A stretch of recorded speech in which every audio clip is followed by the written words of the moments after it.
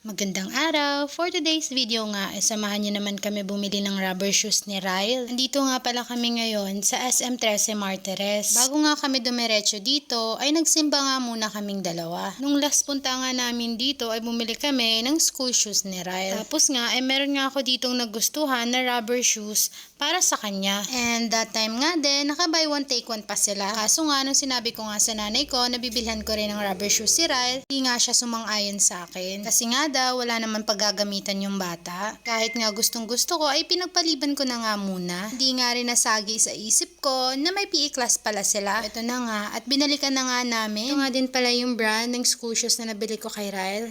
Lang, share ko lang. So ayun na nga, nung hinanap na nga namin yung sapatos na yun para bilhin, hindi ko na nga makita. Kaya tinanong ko na nga kay kuya kung meron pa ba sila ng design na gusto ko. Pero sad to say, na sold out na nga daw. For the hinayang talaga ang first one mga vev. Sana pala talaga binili ko na lang nakaraan. Wala na nga ibang choice, kaya ito naghanap na lang kami ng ibang design. Gusto niya nga yung kulay blue kanina, pero hindi ko naman bet, parang ang baduy kasi. Ito nga white na hawak niya ay nagustuhan niya rin. Kasi itong bilog na pang-adjust para dun sa shoelace. Nagustuhan ko nga rin siya, pero nung nahawakan ko nga ay mabigat. Hindi na naman siya pasado, kaya heto, maghahanap na naman kami ng iba. Kaya heto, napabalik na naman ako sa brand ng Tough Kids. Naka-buy one take one pa rin nga pala sila. Kaya sulit talaga yung pagbili ng sapatos ngayon. Maganda na nga yung quality, ay matibay pa. Edad kasi ni Ryle, ayoko pa siya bilhan ng super branded na shoes katulad ng mga Adidas or Nike. Kasi nga ang bilis tumangkad ng anak ko, ang bilis din lumaki ng mga paa. Nung nakaraang pagbili nga namin ng school shoes niya, 32 pa lang yung size niya. Diyos ko mga vebs, ngayon 33, 34 na. O diba aksaya? Kaya hindi talaga siya nabibilhan ng maraming sapatos. Ano size to? Ano nga eh? Kapag ano size? Size 32. Ayan, size 32 to eh. Baka masikip sa'yo. Masikip? Sure ka? Dapat mo lumalaki yung paa mo. Tingnan natin yung size. Ay, sarap mo din.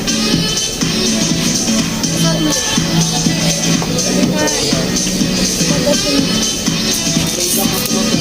Baka meron size 33 na ito ah. 30 na lang. 30.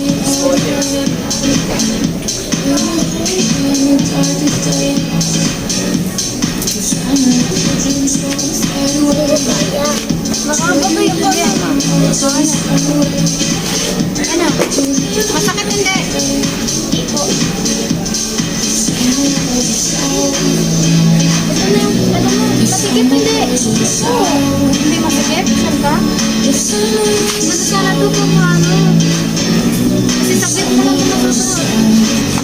So ayun nga, nagustuhan niya nga yung napili kong sapatos sa kanya bukod sa kulay blue na, saktong-sakto sa paa niya.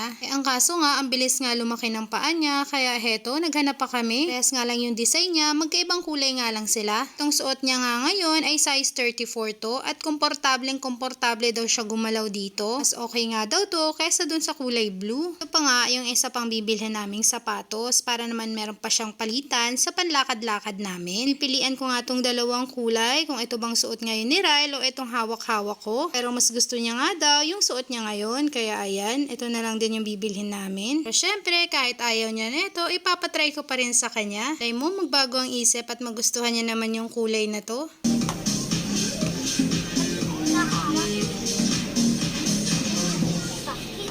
Ha? Oo, anak, mas maganda kulay yan ha?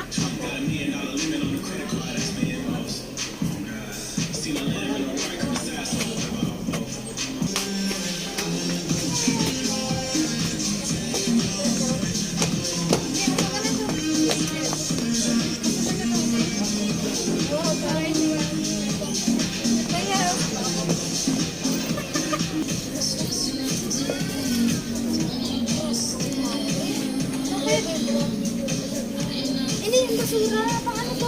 So ayun, dahil final na nga na ito na yung mga bibilhin naming sapatos, eto at ibinaks na nga ni kuya. Actually, hindi siya yung sales clerk ng brand na to, pero siya muna yung nag-asikaso sa amin, lalo na't may inaasikaso pang ibang customer, yung sales clerk neto. Nung natapos na nga i-box yung mga sapatos ni Ryle, heto at dumiretso na kami sa counter para bayaran. Nga, first time kong nagamit yung C-Bank card ko dito, at napakaganda nga gamitin neto kasi meron siyang pa-cashback. Diba ang bongga? talaga. Pagbaba nga pala namin, eto at may nakita na naman kaming sunglasses. Kumislap na naman nga yung mga mata niya dito, kaya ayan, for the pili na naman yung person.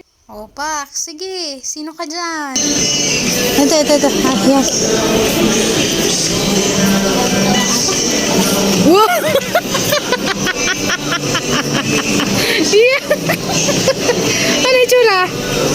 Ano itsura? Nagaya na nga kumain tong si Ryle. Gutom na nga daw kasi siya. Bago daw siya kakapamili at kakasukat ng mga sapatos niya. Heto, ayan, sige, kumain ka ng marami. Sarap sa feeling na naibibigay namin yung mga pangangailangan ng anak namin. Ang sarap iparana sa kanya lahat ng mga bagay na hindi namin naranasan nung bata pa kami. Kaya nga ang lagi naming sinasabi sa kanya, ang swerte-swerte niya dahil naibibigay namin yung pangangailangan niya. O siya, hanggang dito na lang. Bye!